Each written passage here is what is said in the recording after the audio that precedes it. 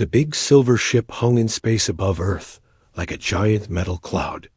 Inside the ship, strange creatures walked through long halls, filled with glowing screens and beeping machines. They had come from far away to study humans, just like they had studied hundreds of other species across the galaxy.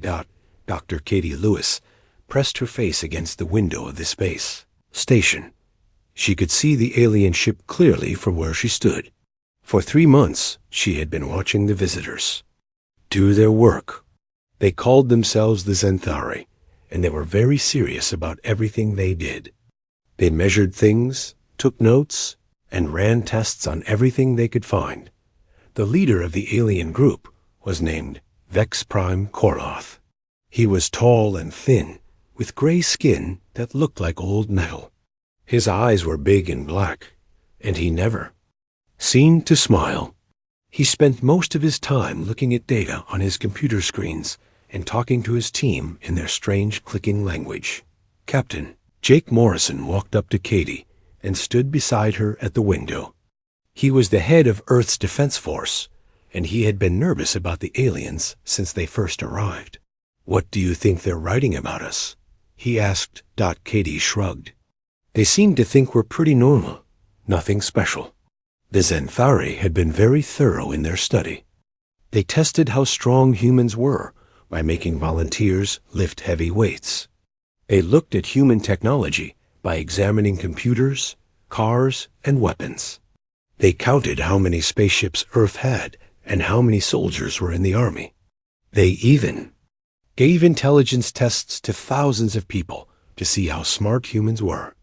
Every day, the aliens would send small ships down to Earth to collect more information. They visited farms to see how humans grew food. They went to factories to watch how humans made things. They studied human cities and counted the buildings. They measured everything they could think of. The Zenthari had done this same job on 847 different worlds. They had studied species that were much stronger than humans. They had met aliens who could lift cars with their bare hands. They had seen creatures that could run faster than any human vehicle. Some aliens they studied could live for thousands of years and had brains the size of basketballs. They had also studied species with amazing technology. Some aliens could travel between stars in just a few days. Others had weapons that could destroy entire planets. There were species that had built cities floating in space, and others that could control the weather on their worlds. Compared to all these amazing aliens, humans seemed pretty ordinary. Humans were not the strongest species the Zenthari had found. They were not the smartest, and they did not have the best technology. Earth's spaceships were slow and could barely reach the moon. Human weapons were simple compared to what other species had built. Vex Prime Korloth finished typing his report about humans. The computer screen showed numbers and charts that rated humans in different categories: physical strength, average; technology level, basic; military power, limited; intelligence, normal; overall threat level, very low. The report said that humans were Category 7, minimal strategic significance. This meant that humans were not important enough to worry about. They were not strong enough to be a threat, and they were not advanced enough to be useful allies. They were just another ordinary species living on a small planet in the middle of nowhere. Dr. Lewis watched as the alien ships prepared to leave. She had learned a lot about the Zenthari during their visit. They were very logical and careful. They believed that everything could be measured and understood through numbers and tests. They thought that if you could measure something, you could predict how it would behave. The Zenthari had created a huge database of information about every species in the galaxy. They used this information to help other aliens decide which planets to trade with, which species to form alliances with, and which worlds to avoid. Their measurements had been correct about every species they had studied before. Captain Morrison watched the alien ships start to move away from Earth. "Think we'll see them again?" he asked. "Probably not," Katie said. They got what they came for, according to their tests, were not worth their time. The Xanthari ships disappeared into the darkness of space, heading toward their next assignment. Behind them, they left a complete report about humanity that would be stored in the great Library of the Galactic Council. The report would tell anyone who read it that humans were weak, primitive, and not worth paying attention to, but the Xanthari had missed something important. In all their careful measuring and testing, they had never thought to test what humans would do when everything went wrong. They had never measured how humans acted when they were scared, desperate, or angry. They had never tested what happened when humans had their backs against the wall and no way out. The aliens had measured human strength, but they had never measured human stubbornness. They had tested human intelligence, but they had never tested human creativity when desperate. They had counted human weapons, but they had never seen what humans could do when they had to fight. With whatever they could find, this mistake would cost them dearly. The Xanthari report about humans would soon be read by other aliens who had very different plans for Earth. And when those aliens came, they would discover that sometimes the most important thing about a species cannot be measured with tests and numbers. The galaxy was about to learn that humans were much more dangerous than anyone had imagined. 6 months after the Xanthari left Earth, the sky above New York City turned black with alien ships. Admiral Lisa Parker stood in the control room of Luna Base, watching the radar screens filled with red dots. Each dot was an enemy warship, and there were more of them than she had ever seen before. "How many ships are we looking at?" she asked her aide, Lieutenant Commander Ben Harris. "Over 300, Admiral. Maybe more. They're still coming through the jump point." Lisa felt her stomach drop. Earth's entire defense fleet had only 42 ships, and most of them were old and barely armed. The aliens had brought an invasion, force that could destroy Earth's military in minutes. The attacking aliens called themselves the Hegemony. They were a group of 12 different species that had joined together to conquer other worlds. Their leader was a race called the Krothan, who looked like giant lizards with metal implants in their bodies. They were strong, mean, and had been conquering planets for over 100 years. Working with the Krothan were the Nexus, a species that had replaced half their bodies with machines. They were smart and cruel, and they enjoyed causing pain to other species.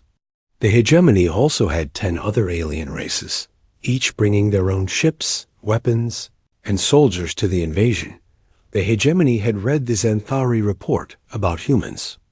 According to the report, Earth would be easy to conquer. The humans were weak, their technology was primitive, and their military was tiny. The Hegemony expected to take over Earth in less than 3 days. General Lex Mortar was the Krothan leader of the invasion. He was 8 feet tall, covered in dark scales, and had metal claws instead of hands. He had conquered 19 worlds before Earth, and all of them had surrendered quickly once they realized they could not win. "Begin the attack," Lex Mortar ordered from his command ship. "Target their military bases first. Destroy their government buildings. Make them understand that resistance is useless." The alien ships opened fire on Earth. Bright beams of energy shot down from space, hitting military bases, airports, and communication centers. The attacks were precise and devastating. In the first hour, most of Earth's defenses were destroyed.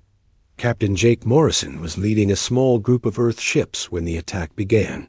He watched in horror as alien weapons destroyed the orbital defense platforms he had helped build. His ship shook as enemy fire exploded around him. "All ships, this is Morrison," he said into his radio. "Fall back to defensive positions. We can't match their firepower, but we can make them work for every inch."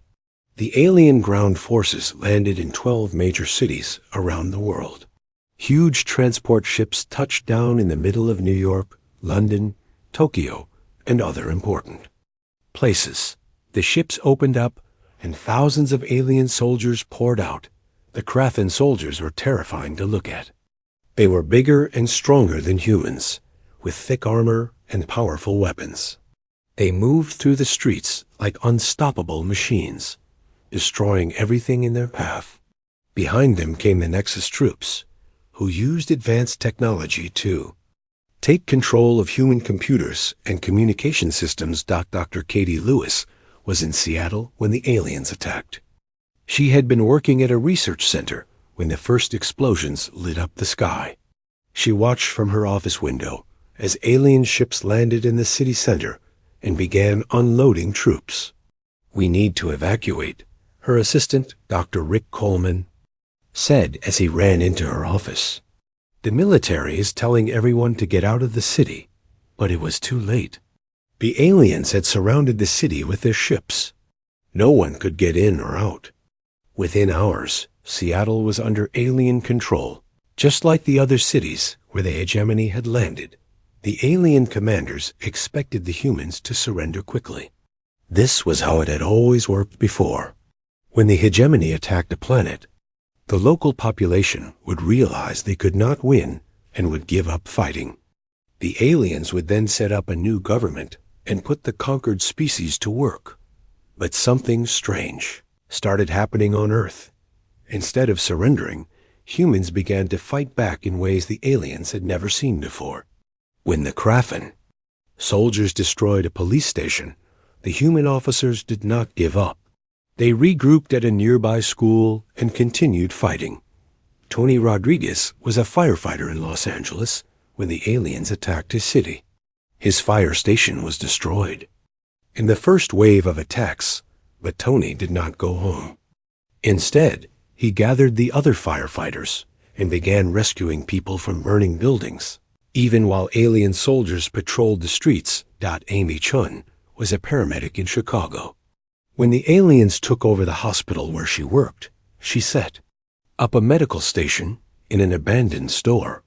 She continued treating injured people, even though alien patrols were hunting for human survivors. The hegemony commanders were confused.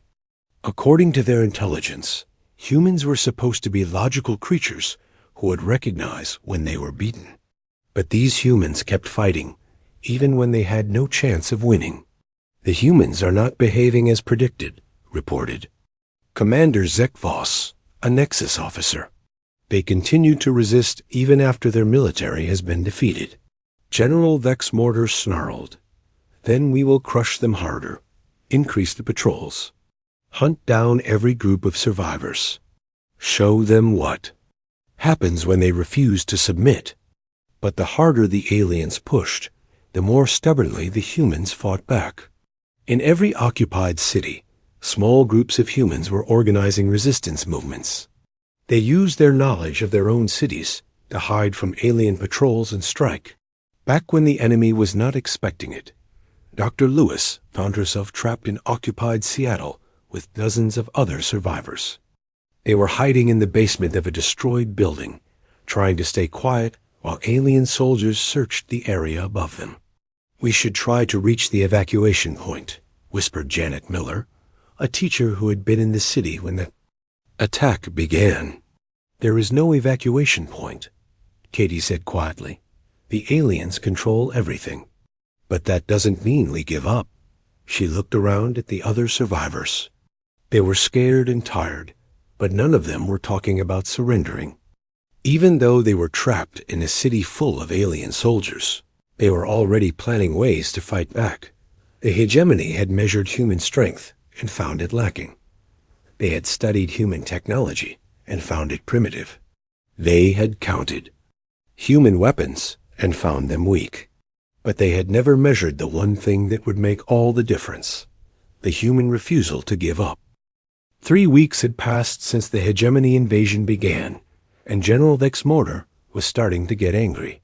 He stood in the command center of his ship, looking at reports from his officers on Earth. The reports all said the same thing: humans were still fighting back. "This makes no sense," he growled to his aide, Commander Zikvos. "We have destroyed their military. We control their cities. We have shown them that we are stronger. Why do they not surrender?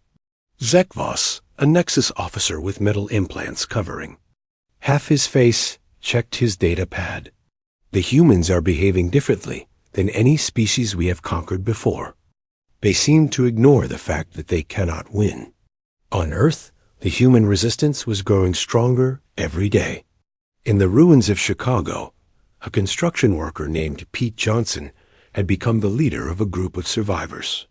Pete was not a soldier or a politician. He was just a regular guy who built things for a living.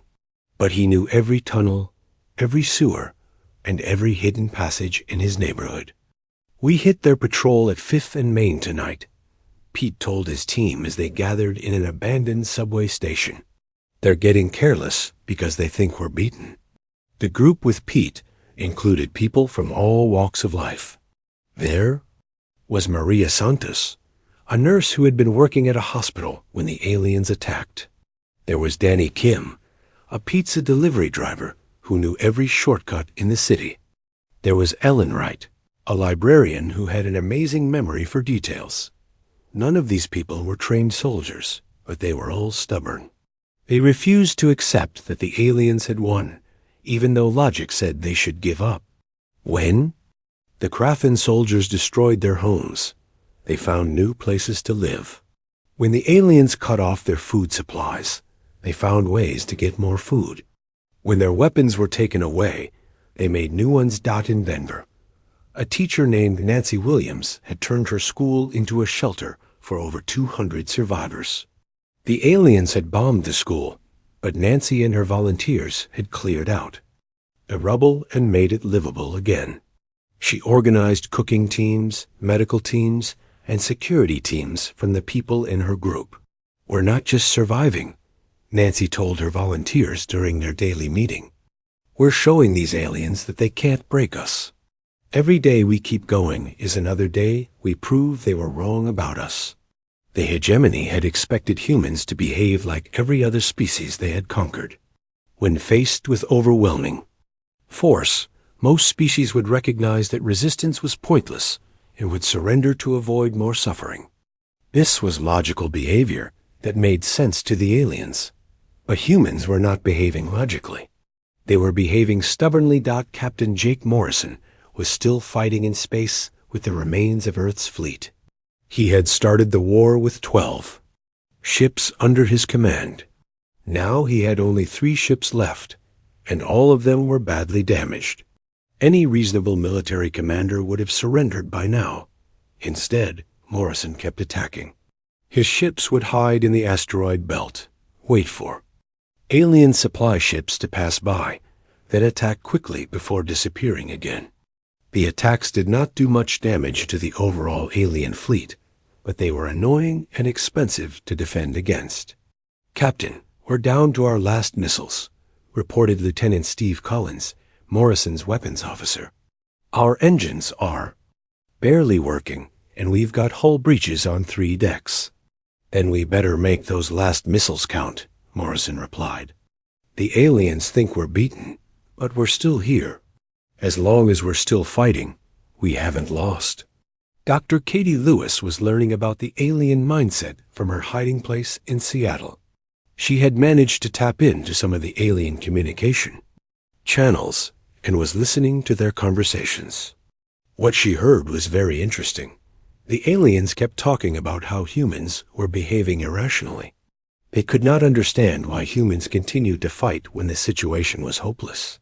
To the aliens, this behavior made no sense at all. "They're looking at us like we're broken," Katie explained to her fellow survivors. "They think we should have given up by now, because that's what every other species has done." Rick Coleman, the scientist who had been working with Katie when the invasion began, was fascinated by this information. "So they've never met a species that refuses to quit?" "That's exactly right," Katie said. "They measure strength, intelligence, and technology, but they never measured stubbornness. They never tested what happens when a species just won't give up." The aliens had studied 847 different species before they came to Earth. They had detailed files on each species, including how they behaved when they were conquered. The files showed that most species surrendered within days or weeks of being defeated militarily. The Centauri had written their report about humans, based on measurements taken during peaceful times. They had tested how strong humans were when they were well-fed and healthy. They had measured human intelligence when people were relaxed and had time to think. They had looked at human technology when everything was working perfectly, but they had never tested what humans could do when everything went wrong. They had never measured human performance when people were scared, hungry, and desperate. They had never seen what humans could accomplish when they had nothing left to lose. In occupied Los Angeles, firefighter Tony Rodriguez was discovering things about himself that he never knew existed. Before the invasion, he had been a normal guy who went to work, came home, and watched TV. Now he was leading rescue missions into the most dangerous parts of the city, saving people from burning buildings while alien soldiers shot at him. "I don't know why I keep doing this," he told his partner, Lisa Brady, as they prepared for another rescue mission. "It's crazy. We should be hiding somewhere safe." "But we're not hiding," Lisa pointed out. "We're out here every day, and we're making a difference. Maybe that's just who we are." The aliens had measured human bravery by giving people tests in safe environments. They had asked humans what they would do in dangerous situations and recorded their answers. But they had never put humans in actual danger to see what they would really do. Now, they were finding out that humans in desperate situations were very different from humans in comfortable situations. Desperate humans were creative in ways that surprised everyone, including themselves. They found solutions to problems that should have been impossible to solve. They kept fighting with broken equipment. They kept hoping when hope seemed pointless. And they kept trying when trying seemed useless. Amy Chun, the paramedic in Chicago, had learned to perform surgery using kitchen knives and sewing thread. She had no medical supplies, no proper tools, and no clean operating room. But she kept saving lives because people needed her help. The aliens had measured human medical knowledge by testing doctors and nurses in well-equipped hospitals. They had never tested what human medical workers could do with no equipment and no resources. General Lex Mortar was starting to worry. His invasion should have been over weeks ago. Instead, he was dealing with a planet full of humans who refused to accept defeat. Every day, his soldiers reported new attacks, new acts of sabotage, and new groups of human resistors. "Perhaps we should increase our military presence," suggested Commander Zekvos. "If we bring more soldiers, we can crush the resistance." "We already have 10 times more soldiers than they do," Bexmortar replied. "The problem is not our strength. The problem is that these humans do not understand that they have lost." The general was right. The humans did not understand that they had lost, and they did not care. They were going to keep fighting anyway, because that was what humans did. The aliens had measured everything about humanity, except the one thing that mattered most. Humans simply would not quit. Dr. Katie Lewis crouched in the darkness of the abandoned laboratory, her hands shaking as she typed on the salvaged computer. She had been hiding in the ruins of the University of Washington for 2 weeks, trying to access the Galactic Council's database. Tonight, she had finally broken through their security. The information she found made her heart race. The Xanthari assessment of humanity was there, along with reports on hundreds of other species. As she read through the data, she began to understand why the hegemony had chosen to attack Earth. "Rick, you need to see this," she whispered to Dr. Coleman, who was keeping watch by the broken window. Rick crawled over to look at the screen. "What did you find?" "The aliens made a huge mistake," Katie said. "Look at how they tested everyone. They measured strength by having people lift weights in a gym. They measured intelligence by giving tests in quiet rooms. They measured technology by looking at our best equipment when everything was working perfectly. Rick studied the data. They never tested anyone under stress. Exactly. They never measured what happens when people are scared, hungry, and desperate. They never tested what humans do when everything goes wrong. Meanwhile, across the city, the human resistance was proving Katie's point. Gary Foster, a mechanic who had worked on cars before the invasion, was now building weapons from scrap metal and alien technology. He worked in the basement of a destroyed auto shop, using tools he had saved from the wreckage. "Hand me that piece of alien electronics," Gary said to his assistant, Julie Martinez. "I think I can wire it into this old car engine." Julie looked at the mess of wires and metal parts. "Gary, that's impossible. You can't make human technology work with alien technology." "Watch me," Gary said with a grin. "The aliens think their technology is too advanced for us to understand. But I've been taking apart machines my whole life. Metal is metal, and electricity is electricity." 3 hours later, Gary had created something that should not have existed. He had combined car engine with alien power cells to create a portable generator that could power human equipment for weeks. It was ugly, it was loud, and it definitely was not built according to any engineering manual, but it worked. "How did you do that?" Julie asked, staring at the impossible machine. "I don't know," Gary admitted. "I just kept trying different things until something worked. That's what we do, right? We don't give up." The hegemony had measured human engineering by looking at cars, planes, and computers built in factories by teams of experts. They had never measured what humans could build in basements with scraps and determination. In Chicago, Pete Johnson and his resistance group had discovered something similar. They had been trying to communicate with other resistance groups, but the aliens had destroyed all the communication towers. The normal solution would have been to surrender, since there was no way to coordinate resistance without communication. Instead, Pete and his team had built their own communication system. They used old car radios, cell phone parts, and even pieces of alien equipment they had stolen. The system was crude and unreliable, but it worked well enough to let resistance groups in different cities talk to each other. "We're getting signals from New York, Los Angeles, and Denver," reported Maria Santos, who had become the group's radio operator. "There are resistance groups everywhere." Pete smiled. "The aliens thought they had cut us off from each other.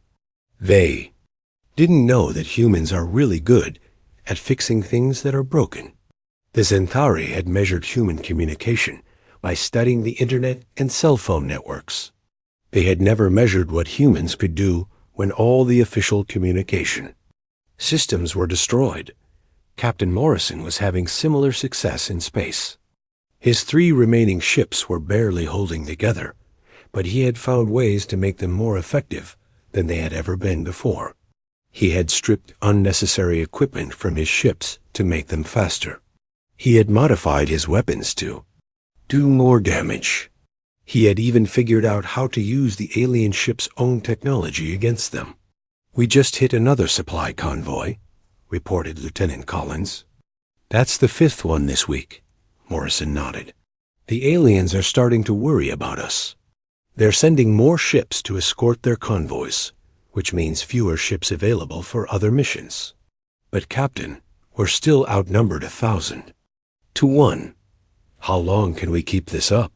"As long as we need to," Morrison replied. "The aliens measured our military strength by counting our ships and weapons.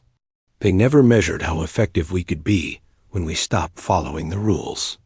The hegemony had studied human military tactics by reading textbooks and watching training exercises.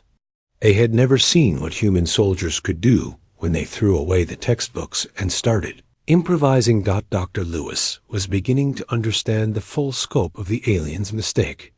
The Zentari had measured every species during peacetime, when everything was normal and stable. They had never tested what happened when a species was pushed to its limits. The database shows that most species become less effective when they're under stress, she explained to the growing group of survivors hiding in the university. Their strength decreases, their intelligence drops, and their technology becomes less reliable. But that's not what's happening to us, observed Ellen Wright, the librarian who had joined Pete's group before moving to the university. We're actually getting better at things. Katie nodded.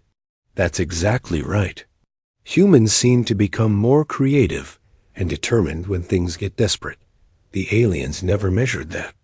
The evidence was everywhere. Nancy Williams, the teacher in Denver, had organized her shelter so efficiently that they were not just surviving, but actually thriving. They had figured out how to grow food in the ruins of the school, how to purify water using improvised filters, and how to make weapons from classroom supplies. We're doing things I never thought possible, Nancy told her volunteers. 6 months ago, I was just a teacher. Now I'm running a small city. The aliens had measured human organizational skills by studying businesses and government offices. They had never measured what humans could organize when they had to build everything from scratch. In Los Angeles, Tony Rodriguez had trained dozens of ordinary people to become rescue specialists.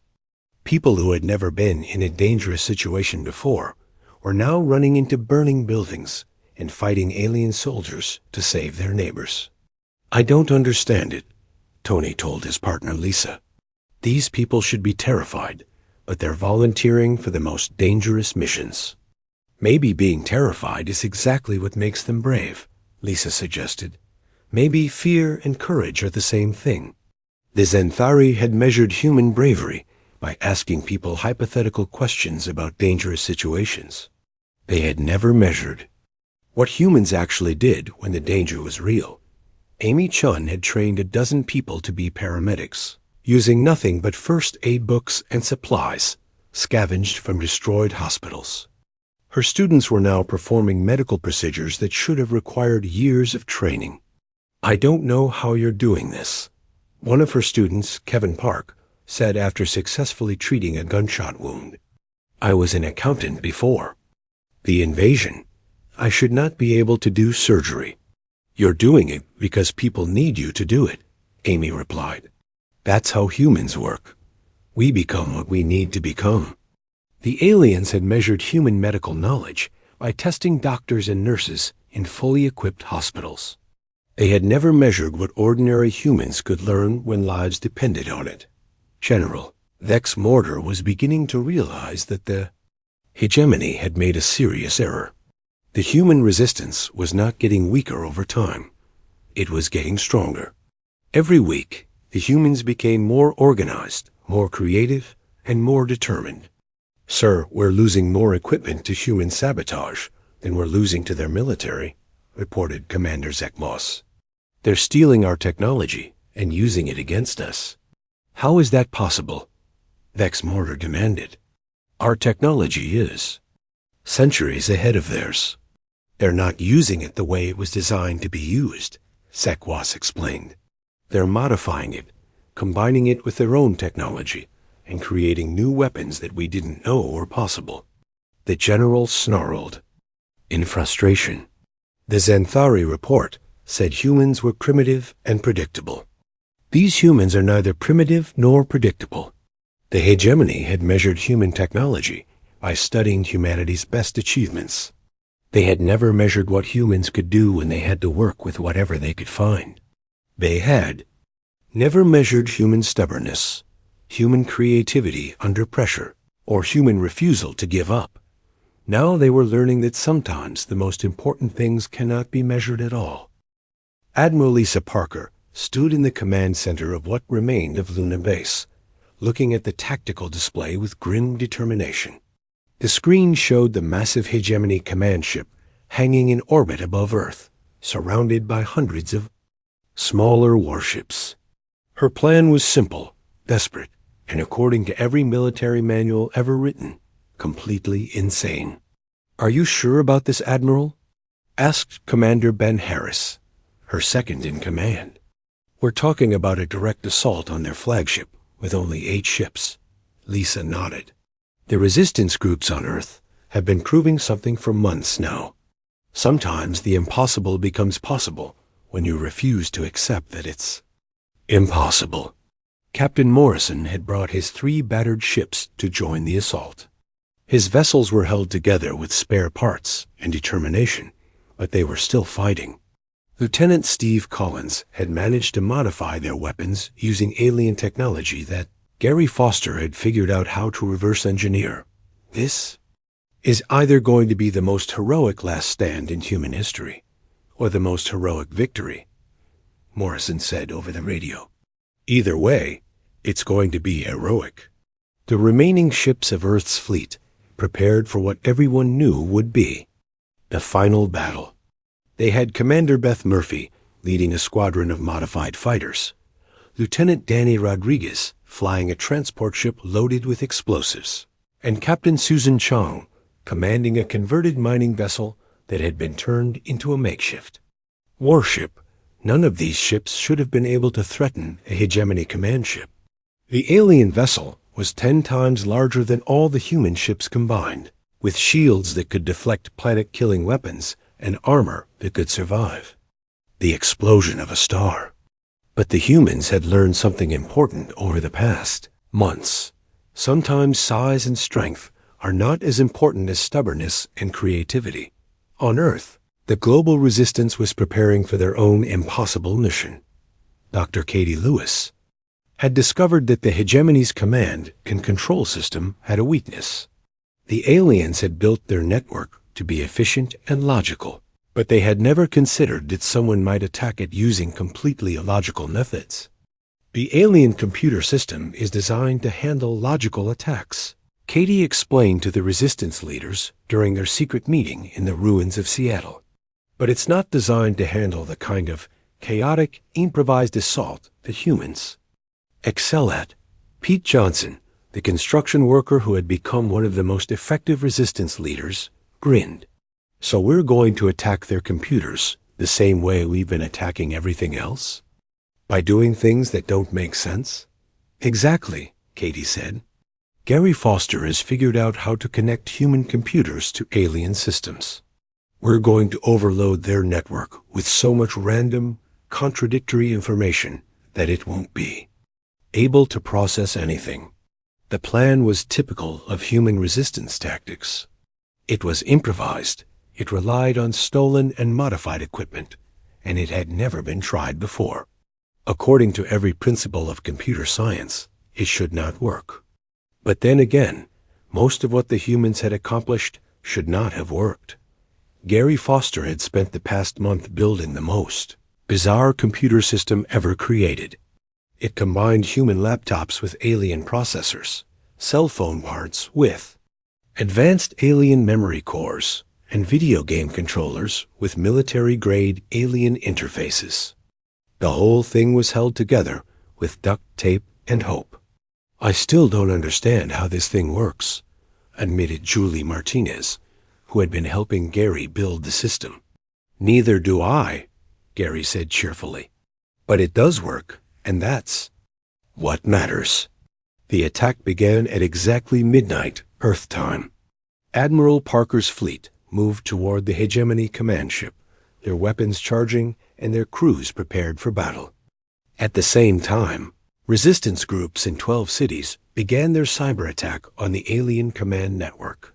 General Vex Mortar was in his command center when the alarms began sounding. What is happening? He demanded. The humans are attacking, reported Commander Zek Voss. Their remaining ships are approaching our position. 8 ships against 300? Vex Mortar laughed. This is suicide. Destroy them. But something was wrong. The hegemony ships were not responding to orders properly. Their targeting systems were malfunctioning, their communication systems were failing, and their coordination was falling apart.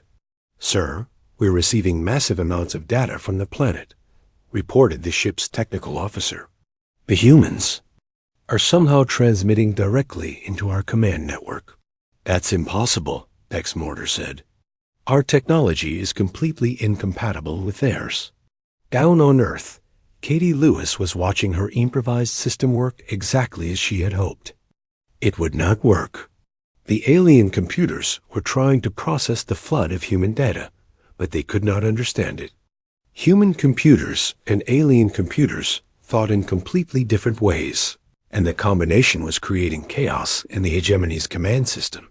"It's working," she shouted to her team. "The alien ships are losing coordination." The human fleet took advantage of the confusion.